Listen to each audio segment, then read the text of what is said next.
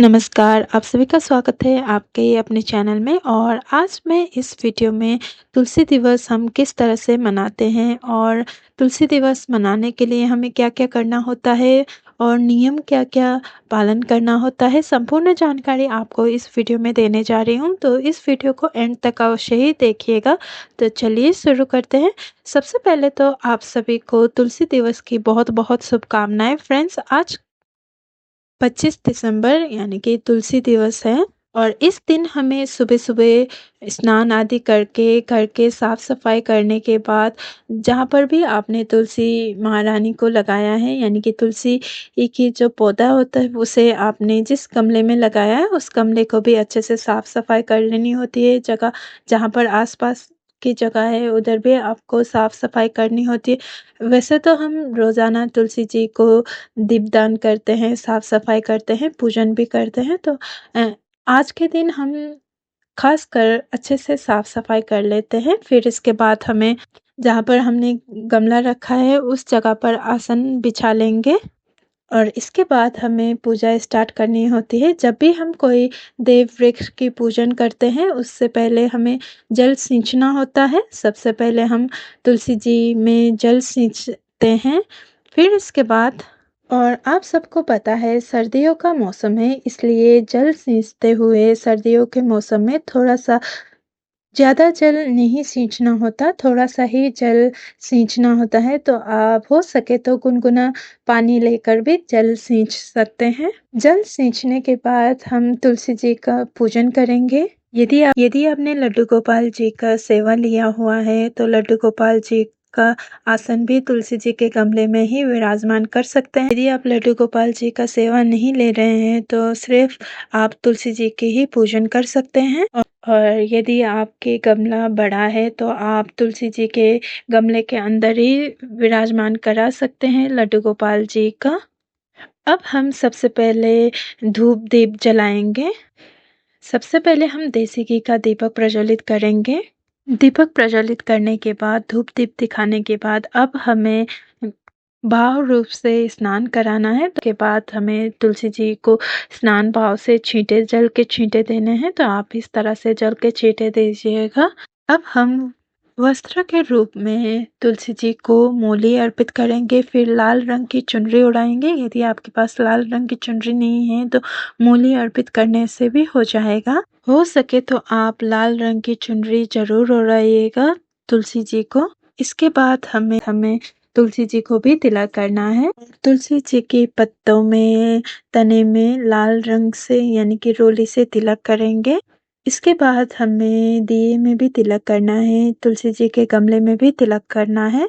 तिलक लगाने के बाद यानी कि रोली लगाने के बाद अब हमें अक्षत अर्पित करना है।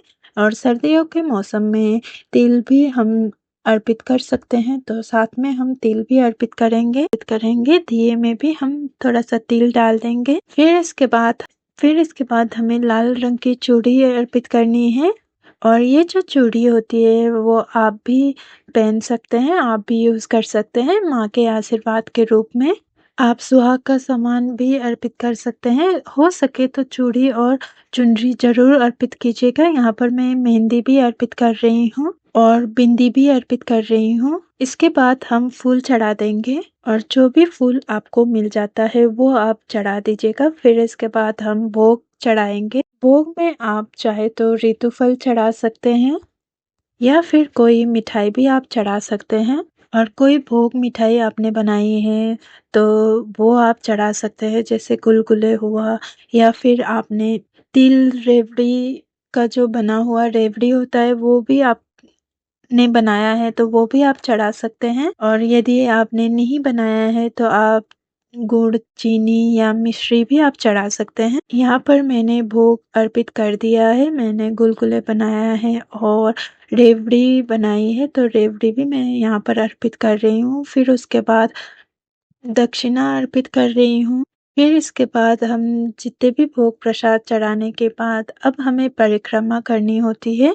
तुलसी दिवस के दिन आप 2, 5, 7, 9, 11 जितनी हो सके उतनी परिक्रमा कर सकते हैं। अपने सामर्थ्य आपके अनुसार जितनी भी आप परिक्रमा करना चाहें उतनी ज़रूर से कीजिएगा। तुलसी जी सुहाग देती है, घर में सुख समृद्धि देती है। तो इस दिन आप तुलसी जी का पूजन ज़रूर कीजिएगा। बहुत ही प्रेम पूर्वक अब हम तुलसी जी की परिक्रमा करेंगे।